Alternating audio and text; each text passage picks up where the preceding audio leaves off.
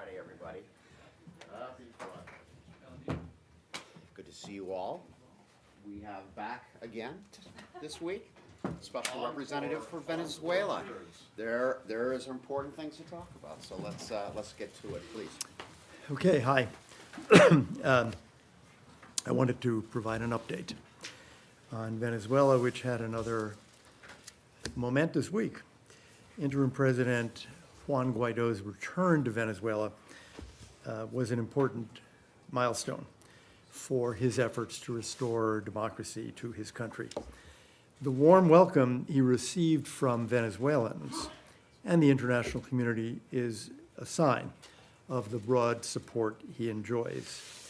You also know that the regime illegitimately declared, or attempted to declare, the German ambassador to Venezuela, Daniel Kriener, persona non grata. The United States stands with Germany and the more than 50 other countries in the world recognizing Juan Guaido as the interim president of Venezuela. Humanitarian aid. Our humanitarian aid flights continue to Cucuta. There was a flight this week in support of the urgent humanitarian needs of the Venezuelan people. And as you know, since February 4th, we have prepositioned hundreds of metric tons of critical relief supplies in Colombia and Brazil, procured internationally and also procured locally there to help tens of thousands of Venezuelans. Yesterday's flight included life-saving medical supplies for hospitals and clinics. And we are continuing to try to find ways to support the people of Venezuela during this humanitarian crisis and ways to get that aid in. On visas, earlier this week, Vice President Pence announced another 77 visa revocations of regime officials and their families. You remember that last time I was here, I announced 49. That's going to continue. We are going to continue to use this tool to show these officials and their families they are not welcome in the United States and to show that fact to all Venezuelans.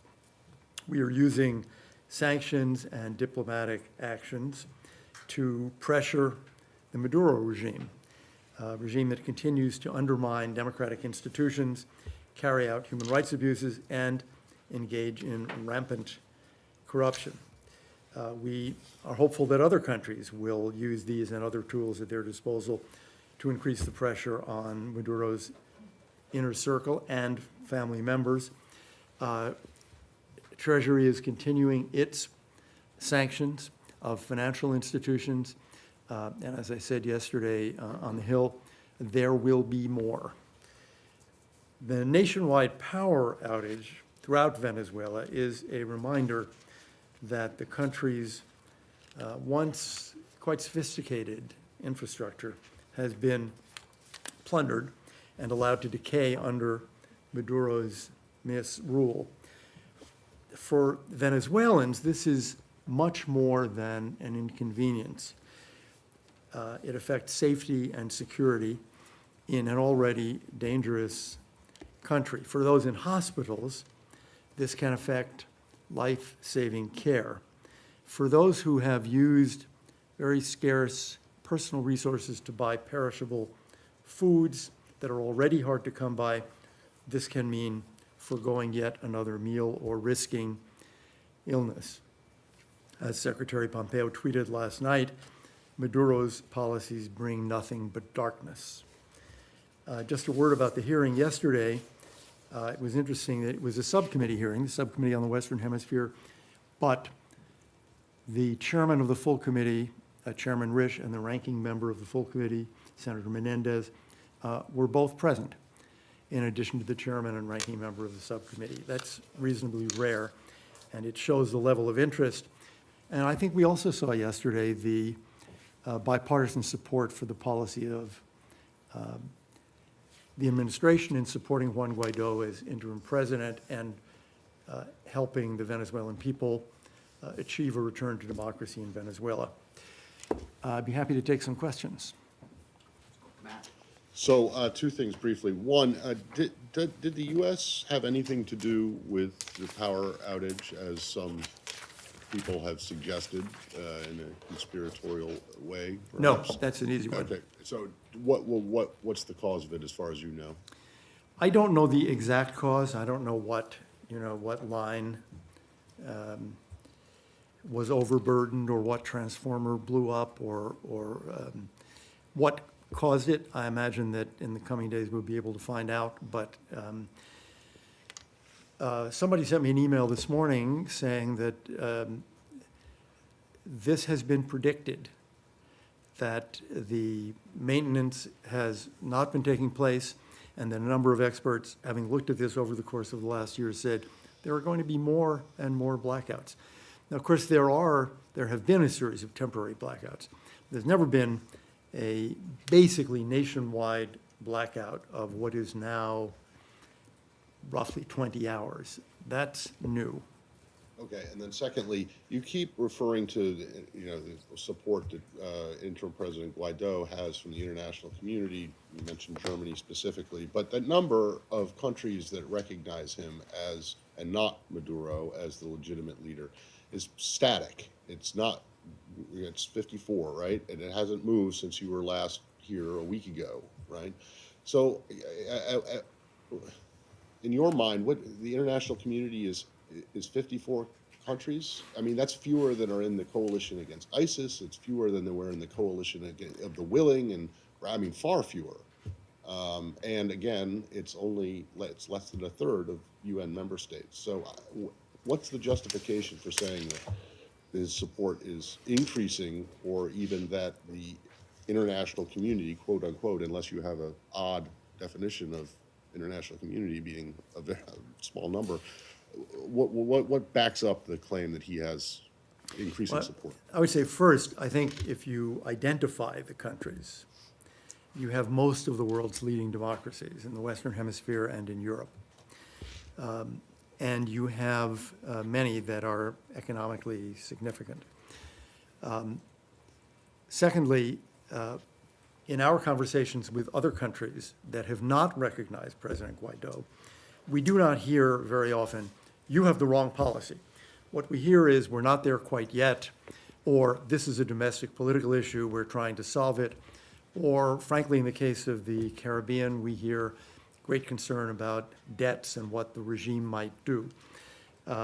In some cases where countries have lots of citizens of their own in Venezuela, they say that they are concerned that their embassy might be closed, or there might be actions taken against their citizens. We do not hear, that is, oh, this is all wrong, and we don't agree with your support of interim President Guaido. I thought that you said that you had spoken to the Russians. Don't they say that? Don't the Chinese say that? But the Russians and the Chinese do say that. I Right. wasn't talking about the Russians and Oh, okay. Chinese. I was basically talking about democracies that are not yet recognized Mr. Guaido as president. I'm really happy with the list of countries we have. It will be nice to add to it. I don't know that it will make a huge difference to the internal situation in Venezuela, frankly. So we're trying to expand the list, but I think the extraordinary thing here is, again, we have, I think I have the number right, 24 of 28 EU countries. We have most of the major Western Hemispheric countries in Latin America, Canada, the United States, and that's very rare in a situation like this. So we're very happy with where we are in terms of international support. Let's go Washington Post, Carol. Thank you, Mr. Abrams. You say that the United States had nothing to do with the immediate cause of this electricity going down, but is it possible that sanctions may have exacerbated the situation and indirectly cause it? And do you really have any other arrows in your quiver besides sanctions? And if they don't work, why is Maduro still clinging to power? I don't accept the argument, which I have heard made, that one of the key causes to problems inside Venezuela, economic problems, is our sanctions. And I would urge you to take a look at comments made yesterday, actually at the end of my own appearance, in the beginning of the second panel, by Senator Menendez, who addressed this issue squarely and reminded the committee that the sanctions are much newer than the problems. This is a multi-year decline in Venezuela. The situation there, due to the mismanagement, the economic policies, and the sheer corruption of this regime, are the cause of those problems. So the United States did not cause those problems. The international community did not. The regime caused those problems. The United States had nothing to do with the regime's failure over a 10-year period to attend to the electric infrastructure of the country, for example. So I don't accept that view. As to the second part of the question, we are working with the National Assembly, interim President Guaido, lots of other countries, to put diplomatic pressure on the regime, to help the National Assembly, which is actually acting as an assembly. I mean, they meet, they pass laws to prepare for the transition. I do think that the sanctions are very useful in bringing home to people in the regime, as well as other Venezuelans, that they're in a situation that cannot possibly end well for them. So we make no apologies for the sanctions. I do think that there were a lot of people who had the view that, oh, the United States is going to do PDVSA sanctions, for example. And then Maduro will leave, and then it'll be February. We did not have that view, and as I think I may have said here, but I frankly don't remember, Secretary Pompeo did not, when he asked me to do this, say, come on over to the State Department for 3 or 4 weeks, and we'll resolve all this, and then you go back to the Council on Foreign Relations. We have understood that this is a struggle in Venezuela, whose length we can't predict. No one can predict it. Regimes always look, or often look, quite solid and quite strong the day before they collapse. So none of us know how to predict the timing. But I think the direction is very, very clear, and the outcome is clear. Let's go to NTN. Mr. Abrams, I wanted to ask you 2 things. Number one, the Ligma Group opposed the use of force, and there doesn't seem to be a lot of support for military intervention in the U.S. Congress. What would it take for the U.S. government to take a more decisive position towards a military intervention? What would have to happen? And number 2, Human Rights Watch and some of Mr. Guaido's public officials here in Washington asked for the U.S. government to include Venezuelans within the TPS program. You said in Congress that it was under review. What would it take for the White House to clear Venezuelans for a TPS program? Thank you. On the second point, I really don't have anything to add to what I said at the hearing yesterday. We're aware of the situation of Venezuelans in the United States. We're aware of views of many in Congress, particularly senators and congressmen and women who represent Florida. We're aware of the legislation that Senator Rubio and I think Senator Menendez have introduced, and we are working on this issue. We are thinking about how to address this issue. I would point out that there are 74,000 current applications for asylum by Venezuelans in the United States. And those applications represent sometimes individuals, but they may also represent families. So we're not exactly sure of the number of people who are included in asylum applications. So Venezuelans who are here are aware of how they can try to regularize their status and stay in the United States longer. But anyway, we are, that's a subject of concern that we are thinking about. What would have to happen to use the military? You know, I can't speculate about that. This is a dangerous world. One cannot predict the way things turn. I wouldn't try to do so. I wouldn't want to give you hypotheticals. But I would just say, the President has said all options are on the table. They always are on the table.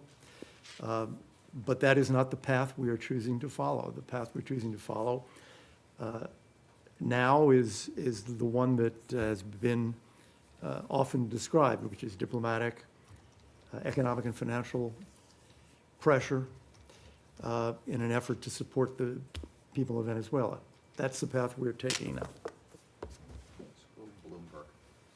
Mr. Abrams, in the weeks since Juan Guaido was recognized the interim president, the Secretary of State and you have sort of intimated that there would be, that the military would flip imminently, that something might happen next week or the next week. Have you been disappointed? I mean, you remarked a little bit about the timeline, but have you been disappointed that the military continues to seemingly side with Maduro? I wouldn't say that I wouldn't use the word disappointed. I would say we continue to call on the Venezuelan military to follow their own constitution. We call on them to restore, it's better in Spanish, institucionalidad.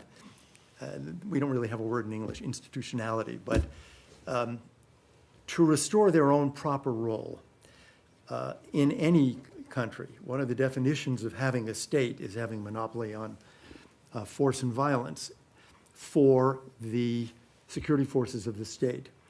That's not happening in Venezuela, where the government is using, the regime is using armed gangs, colectivos. One would think that the police and military in any country would find that unacceptable.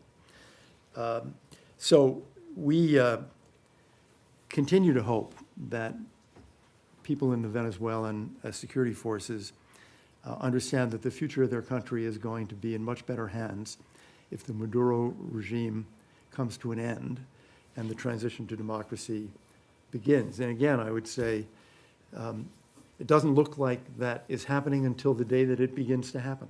So you have no indication right now that that's imminent? Well, we have, switching of agencies?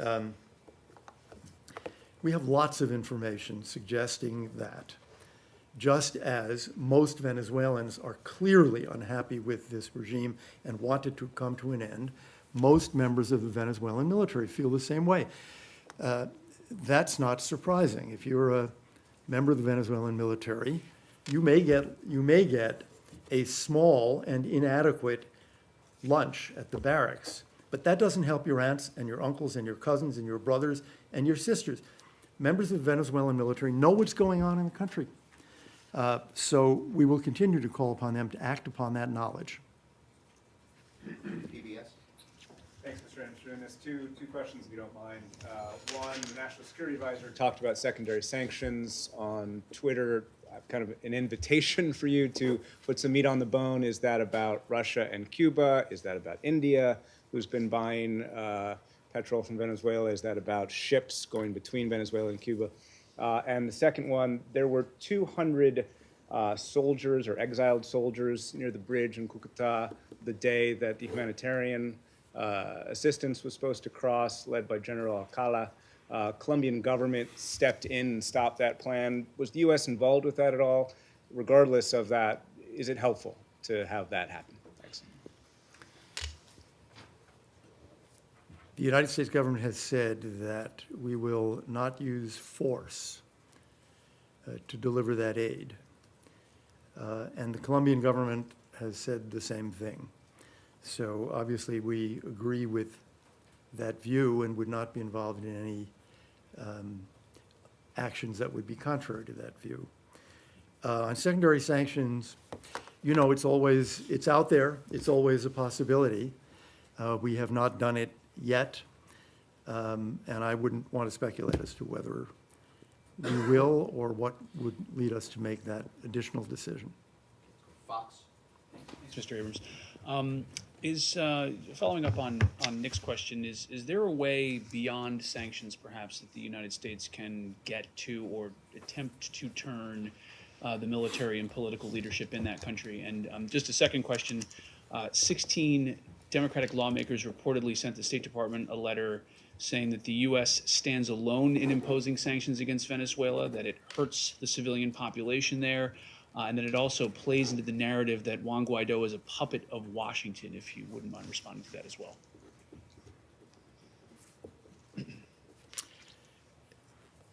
We've been saying from the very beginning of the sanctions that the sanctions are meant to be temporary. Every single notice from Treasury, and you can see this in the next notice, says sanctions can be removed. The purpose is to motivate people to change their behavior. So while we impose sanctions or visa revocations, we make it very clear this is reversible if people's pattern of conduct changes. So it's not just a punishment. We hope it is also an inducement to a changed pattern of behavior. The allegation that Juan Guaido is some kind of puppet of the United States, I think, is first ridiculous, and second has been disproved in a number of ways. One of them is the number of countries that support him, countries which were called puppets of the United States in the UN Security Council in a manner, I must say, that did not help the cause of Nicolas Maduro and his regime. But you saw the way in which Guaido was received as he stopped in a bunch of Latin American capitals, received by the presidents of those countries. So I just think if you look at the Lima Group, if you look at the EU countries, the leadership we've seen in Canada, which hosted a Lima Group meeting, it's a ridiculous charge. As to the sanctions hurting people in Venezuela, the United States has now spent weeks trying to get additional aid into Venezuela. We have actually used DoD assets to move the aid as close to the border of Venezuela as we possibly could.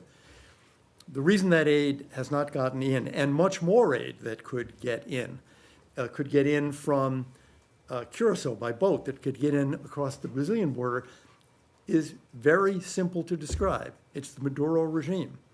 But again, I would add, as I did, I guess, to Carol, that this economic decline is not new. The situation in Venezuela now is the product of years of corruption and incompetence and venality on the part of this regime. That's the problem, and the solution is to replace it with a democratic government that actually is responsive to the needs of the people. Senator Rubio made the comment yesterday that there is, this was after Administrator Green's testimony, there is malnourishment and there is real hunger in Venezuela, but when you look at Maduro and his closest aides, you don't see any malnourishment. They're not sharing in the suffering of the people, which is considerable. So we're trying to help, and the regime has not permitted it. Other countries, Latin American countries, European countries, have sent food. Several Latin American countries sent food to Cucuta, and it's clear that more would be available if the regime would let it in. Last question, BBC.